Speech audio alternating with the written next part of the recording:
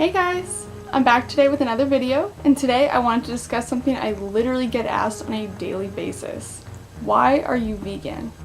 Now the answer to that is not very simple. It's really not something that can be wrapped up in a few words. So whenever someone asks me that, I ask them back, do you want to know my answer? I always like to give people like a little pre-warning that this is something I'm very passionate about, and I could go on for quite some time talking about it. And you might not like what I have to say. Sometimes it hits people with a little bit of a harsh reality. I know it would have hit me with a harsh reality if someone explained everything there is about veganism right before I went vegan.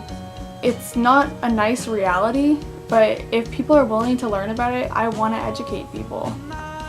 So why I went vegan can probably be split into 3 different categories, and I'm going to try to generally summarize each one of those and really tell you why it is that I feel so passionate about this lifestyle and I made the change.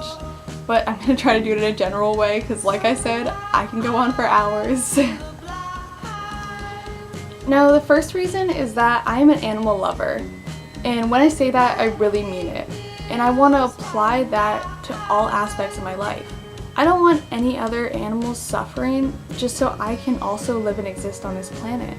That really just doesn't seem right to me. We are all lives living on this planet and sharing it together, and we all have our own right to life. And with that said, I don't want anything dying for my meals. I don't want anything suffering for my life. And the harsh reality is that even if you're not directly eating meat, it's still suffering through other industries like the dairy industry and the egg industry or the leather industry. So like any other industries, the meat and dairy industries work on a supply and demand basis. If large quantities of people, like in America, have chosen to eat those products, then more and more animals will be suffering because of it. So if people simply choose in the grocery store to go for the vegan alternatives, then we are actually showing those industries that there's less demand for those products and less animals are suffering in return for that. Alright, now moving on to reason 2, the environment. Now, not a lot of people go into a grocery store and think what they're eating is going to have a huge effect on our climate and climate change, but it does. It sadly does. When you think about meat, dairy, and eggs, it's sadly not an environmentally conscious way to be eating. It takes 12 to 16 pounds of grain just to produce 1 pound of beef.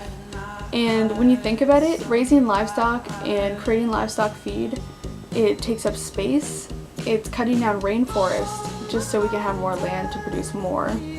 It's wasting water, it's wasting food that could be given to people who are already suffering from starvation and poverty.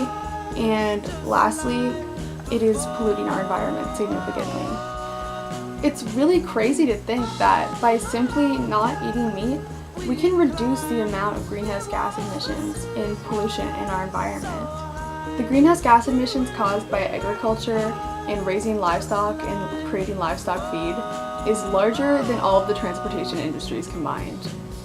And it's also releasing methane, which is way more powerful and dangerous than CO2 because it's a much stronger greenhouse gas. And that means by simply choosing to not eat meat and those things, we're actually helping our environment and trying to go against climate change. So the third and final reason is health. And if you know me, you know I'm not exactly a particularly healthy person. I mean, I believe in eating a whole foods diet, and I generally eat really healthy. But I also have the odd exception of junk food because I believe that a balanced diet is important as well, and that soul food is just as important for your happiness. However, if you know anything about certain studies that have been done about meat, you know that meat and red meat in particular has actually been shown to increase your likelihood of cancers and heart disease. And that's not something I want to put my body through. So I have some great resources.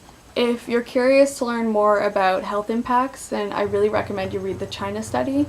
Or if you're not too into dense material, Forks Over Knives explains a lot of it. It's a documentary on Netflix, by the way.